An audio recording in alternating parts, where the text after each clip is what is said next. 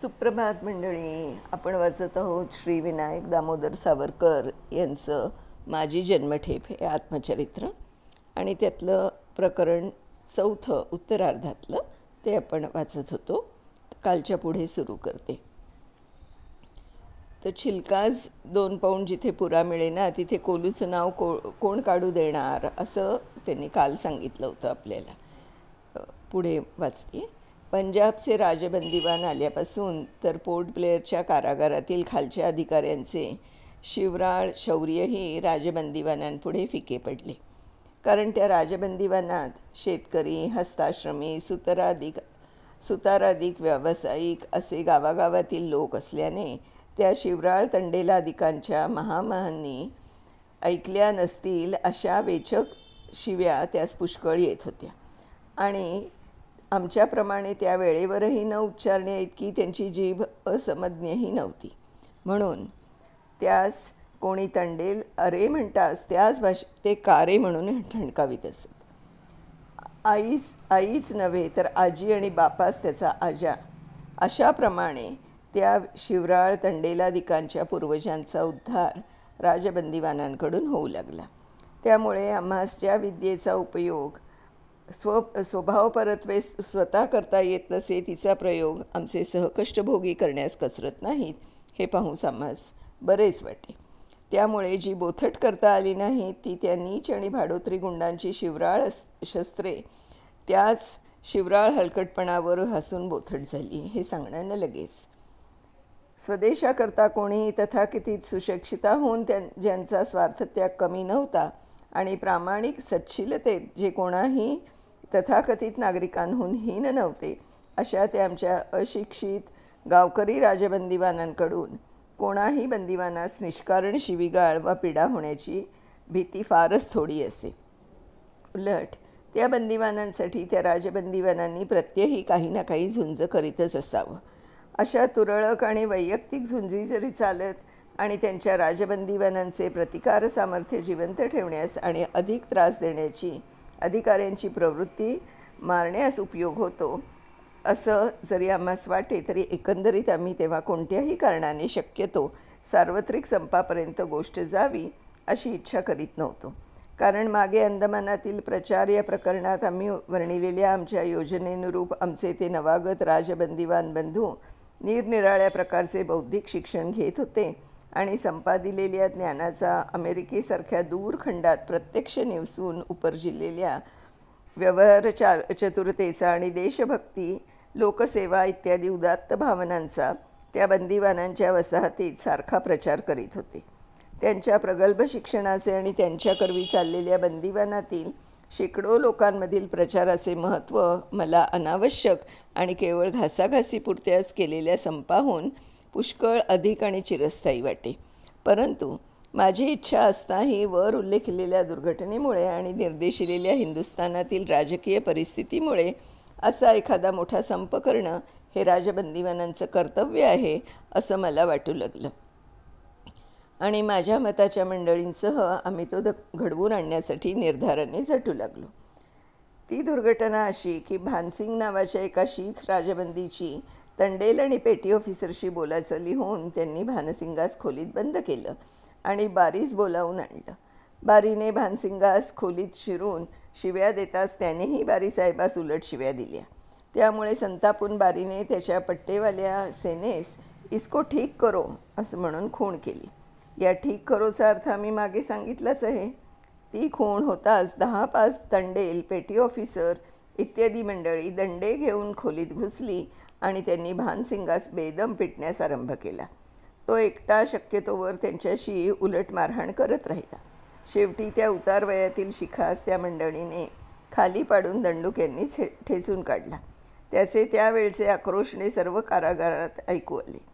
अरे मारा, भाई को मेरे को मारा अशा त्याच्या आरोळ्या ऐकताच त्याच चाळीत खाली बंद असलेल्या 5-6 राजबंदीवानांचा राग अनावर होऊन ते एकदम उसळून बाहेर आले आणि हातात सापडेल ते घेऊन वर चढले.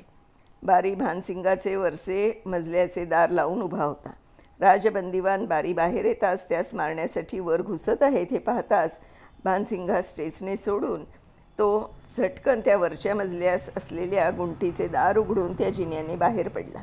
भानसिंगाच्या त्या मारपिटीची ही माहिती तेथे प्रत्यक्ष उपस्थित असलेल्या राजबंदीवानांच्या आणि इतर बहुतेक राजबंदीवानांच्या तोंडून जशी ऐकली तशीच वर्णिली की इतकेच नव्हे तर पुढे आम्ही सांगणारच आहोत त्याप्रमाणे दोघा प्रमुख राजबंद्यांनी ती लेखी कथनात अधिकाऱ्यास अशाच प्रकारे कळवली होती.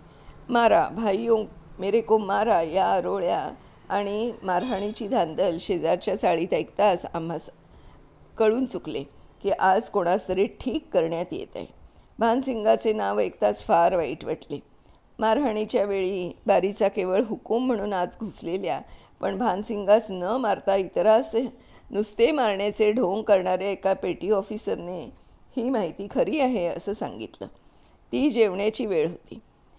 आमच्या चाळीतील दोघा प्रमुख राजबंदीवानांसह आम्ही या आतताईपणाचा तीव्र निषेध करण्याचं नक्की केलं आणि चाळीत पत्रे पाठवण्यास सुरुवात केली. राजबंदीवान या मारहाणीने भिवून न जाता संतापून गेले आणि सार्वजनिक संपाची भाषा सुरू झाली. एक दोघांनी तर खराब अशी भाषाही उच्चारली. पण ही गडबड बारीस कळताच प्रबळ प्रतिक्रिया पाहताच घाबरण्याच्या त्याच्या स्वभावानुसार तो दचकला. संध्याकाळी मला भेटायला आला तेव्हा मी त्यास स्पष्ट सांगितले की तुम्ही विचारता म्हणून सांगतो की तुमच्या आतताईपणाचा कळस होत चालला आहे. याचा परिणाम आम्हाला आणि मला तर भोगावा लागेलच, पण परिणामी तुम्हालाही भोगावा लागेल. त्याने सर्व दोष भानसिंगावर टाकून तो मला डसला इत्यादी निमित्ते सांगितले. मी म्हटले ते सत्य होते असे गृहीत धरले तरी देखील तुम्ही त्यास निर्बंधाप्रमाणे खटला भरून वेत मारावयाचे होते, पण हा छळ का केलात? भानसिंगास रक्त ओके तो मारलेत ही गोष्ट तेथील राजबंदीवान आणि बंदीवान एकमुखाने सांगतात. ती गोष्ट खोटी नाही. पर्यवेक्षकाकडे दुसऱ्या पाहणीचे दिवशी ठरल्याप्रमाणे राजबंदीवानातील निवडक लोकांनी त्या प्रकरणाची चौकशी करून बारीस शिक्षा करण्यात यावी म्हणून मागणी केली. परंतु उलट ज्या राजबंदीवानांनी बारीस घेण्याचा आणि भानसिंगास सोडवण्याचा प्रयत्न केला होता त्यासच धाकदपटशा देण्यात आला. तेव्हा संप करणे निश्चित ठरले. याच वेळेस हिंदुस्थानातून बातमी आली की राज्यघटनेत कित्येक नवीन अधिकार देण्यासाठी जी चर्चा चालली होती तिच्याविषयी चौकशी करण्यासाठी जे प्रयत्न आम्ही करीत होतो त्यात विशेष लक्ष अर्थातच ह्या गोष्टींकडे असे. हिंदुस्थानातील राजकीय जगाच्या दृष्टीपुढे राजबंदीवानांचा प्रश्न हा सदोदित प्रामुख्याने तळपला पाहिजे. जे त्या प्रश्नास शिकवण्यासही भीत त्यांना देखील तो टाळता येणं अशक्य व्हावे. इतक्या तीव्रतेने राजबंदीवानांच्या यातनांची कहाणी हिंदुस्थानच्या हृदयात शल्याप्रमाणे सतत बोचत ठेवली पाहिजे. हिंदुस्थानास संतुष्ट करण्यासाठी ज्या काही गोष्टी करणे अपरिहार्य आहे त्यात राजबंदीवानांची सुटका ही एक गोष्ट आहे. हे अधिकाऱ्यांचे मनावर ठसवण्यासाठी अंदमानात चळवळ जिवंत ठेवणे हे जसे आवश्यक होते तसेच तिची माहिती हिंदुस्थानात निरंतर पोचवून लोकांची मने हादरून जातील अशा तीव्रतेने ती त्यांच्यापुढे धरणे हेही आवश्यक होते. या सर्व प्रकारासही मॉन्टेग्यू साहेब येण्याचे संधीसच पोर्ट ब्लेअरच्या राजपीडितांविषयी काहीतरी उत्क्षोभक परंतु सत्य घटना प्रसिद्ध करावयाची असेल तर ती प्रथम पोर्ट ब्लेअरमध्ये घडवली पाहिजे. भानसिंगाच्या या क्रूर छळाचा प्रतिकार करण्यासाठी शेकडो राजबंदीवानांनी केलेला संप ही तशी घटना होणार होती आणि म्हणूनच या उद्देशाने ही संपाची उभारणी नेटाने करणेच आम्हास इष्ट वाटले. संपाचा प्रत्यक्ष पुढाकार जुन्या राजबंदीवानांनीच घ्यावा आणि सर्वांचे वतीने त्यांनीच मागण्या सांगाव्या असे काही बांधवांचे म्हणणे पडले. परंतु त्यायोगे संपाच्या मुख्य हेतूचीच नव्हे तर प्रसंगविशेषी राष्ट्रीय कार्याचीही हानी होण्याचा कसा संभव आहे हे मी माझ्या सहकार्यास समजावून दिले. प्रत्यक्षच पुढे झाल्यामुळे बारीस आणि वरिष्ठ अधिकाऱ्यांपर्यंत सर्वांस जी हवी ती संधी मिळून मला आणि जुन्या राजबंदीवानांना अलीकडेच ज्या थोड्या बहुत स्वतंत्र फिरण्याच्या सवलती देणं केवळ निर्बंधरित्या अकॉर्डिंग टू जेल रूल्स निरुपाय म्हणून अधिकाऱ्यास करणे भाग पडले होते त्या सर्व सवलती काढून घेऊन मला खोलीत रात्रंदिवस पुन्हा कोंडून ठेवण्यात येईल. त्यामुळे संपाची बातमी हिंदुस्थानात पोचवण्यासाठी माणसं धाडणं, पत्र धाडणं युद्धाच्या बातम्या बाहेरून नियमाने आणून देणाऱ्या सहाय्यकांपासून वर्तमानपत्रे घेणे, ती लपून छपून वाचणे, संपामुळे बंद झालेल्या राजबंदीवानांच्या बातम्या परस्पर पोचवून त्यांना एका दावणीत धोरणाने वागता यावं असे बेत करणे आणि कळवणे, ही सर्व संपांचे दृष्टीने अत्यंत महत्त्वाची कामे करणे खोलीत आम्हीच बंद होऊन पडल्याने फार कठीण होणार. दुसरे की गेल्या 4-5 वर्षात कारागाराच्या अत्यंत क्रूर अशा पहिल्या प्रबळ टकरीस आम्हास तोंड द्यावे लागल्याने आम्हा सर्वच जुन्या राजबंदीवानांच्या प्रकृतीवर हानिकारक परिणाम होऊन त्या खंगून गेल्या होत्या. आम्हास आणखी हातकड्या, कोठडीबंद्या, कुग्रास अन्न आणि प्रसंगी वेत खाण्याचाही उपचार करावयास भाग पाडणे म्हणजे आमच्या जीवासच धोक्यात घालणे असं होतं, आणि तेही संपासारख्या तात्कालिक आणि स्थानिक फुटकळ कार्यासाठी. अशा कार्ये जीव देण्यास निघणं म्हणजे केवळ राष्ट्रीय हिताचीच हत्या करणं असं होय. एकदा पुढे पाय टाकल्यावर तो मागे घेणं अधिकच हानीचे होते. त्यापेक्षा आता ही संप, प्रतिवाद, इन्कार्या इत्यादी स्थानिक चळवळ नवीन आलेल्या ताज्या दमाच्या 100-125 मंडळीतील लोकांनीच काही दिवस पाळीपाळीने अंगावर घेऊन चालवावी हेच अधिक युक्त होते. तिसरं महत्त्वाचं कारण, जे विशेषतः मीच काम सोडून पडणं अनिष्ट ठरवणारं होतं, ते हे की माझ्या योगे माझा हिंदुस्थानात पत्रही टाकण्याचा अधिकार त्यामुळे छिनला जाता. वर्षभर ज्याला कारागारीय कोणतीही शिक्षा नाही, त्यास वर्षातून एक वेळ पत्र टाकता येणार. मी बंद होतो तर पत्रही बंद होते. पण माझे पत्र बंद होणे म्हणजे संप तर राहोच, पण राजकीय बंदिवानांच्या सुटकेच्या प्रश्नाचीच महत्त्वाची हानी करणे होती. कारण की राजबंदिवानात ज्या एका दोघांच्या पत्रास हिंदुस्थानातील पुढाऱ्यांच्या, वृत्तपत्रांच्या आणि जनतेच्या कानापर्यंत पोचता आलं असतं, त्यांनी तशी सर्व राजबंदिवानांची चर्चा करणारी किंवा कोणत्याही रीतीने अधिकाऱ्यास झोंबणारी पत्र टाकण्याचे वेडेपण करण्याचे शहाणे साहस कधीही केलेले नव्हते. पारी रागवला. बरे, जे लोक पत्रातून आपल्या सहीने सत्य ती माहिती लिहिण्यास आणि सर्व राजबंदिवानांच्या हिताची चर्चा करण्यास धजणारे राजबंदी होते, त्याच्या पत्राची हिंदुस्थानातील जनतेवर परिणाम करण्यासारखी प्रसिद्धी होण्याचे किंवा त्याची तशी चर्चा होण्याचे परिस्थितीमुळे अशक्य होते. अशा स्थितीत माझ्या एकट्याच्याच पत्रास ते काम करणे अपरिहार्य झालेले होते. माझे धाकटे बंधू माझ्या एकट्याच्याच नव्हे, तर त्या नावाखाली आणि त्या निमित्ताने सर्व राजकीय बंदिवानांच्या सुटकेचा प्रश्न हिंदुस्थानात सारखा प्रचलित ठेवण्यास झटत असत, हे जनतेस ठाऊकच होते. त्यास माझ्या वार्षिक पत्राचा प्रबळ आधार मिळत असे. माझे वार्षिक पत्र येताच त्यांच्या भराभर प्रती केल्या जात आणि त्या हिंदुस्थानातील अनेक पुढाऱ्यांच्या हाती पडत. त्यापैकी कित्येकांकडून ते पत्र वृत्तपत्रातून प्रसिद्ध केले जाई. कित्येक उत्कट देशभक्त आपण होऊन त्या पत्राची प्रत करण्यास येत आणि ती एक पवित्र आठवण म्हणून संग्रही ठेवीत.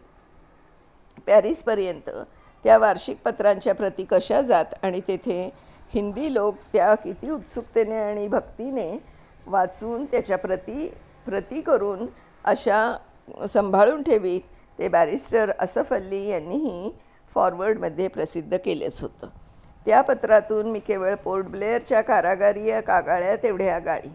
बाकी राजबंदिवानांच्या सुटकेसाठी काय काय चळवळी केल्या पाहिजे, त्या प्रश्नास हात घालण्यास पुढारी कसे भितात, सरकार क्रांतिकारकांना आणि त्यातही मला राजबंदिवान म्हणून म्हणण्यासही कसे कचरते, ते त्यांचे करणे किती विपरीत आहे आणि म्हणून लोकांनी ते कसं खोडून काढलं पाहिजे इत्यादी चर्चाच करीत होते.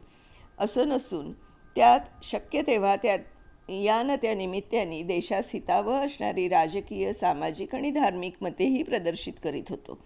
विशेषतः लढाईत जो पर्यवेक्षक त्या पोर्ट ब्लेअरच्या कारागारावर होता, तो एकंदरीत बऱ्याच उदार स्वभावाचा असे आणि मी वर्षभर प्रत्यक्ष निर्बंध भंग न करता राहिलो म्हणून प्रसन्न होऊन मला बऱ्याच निरंकुशपणे पत्र लिहू दे.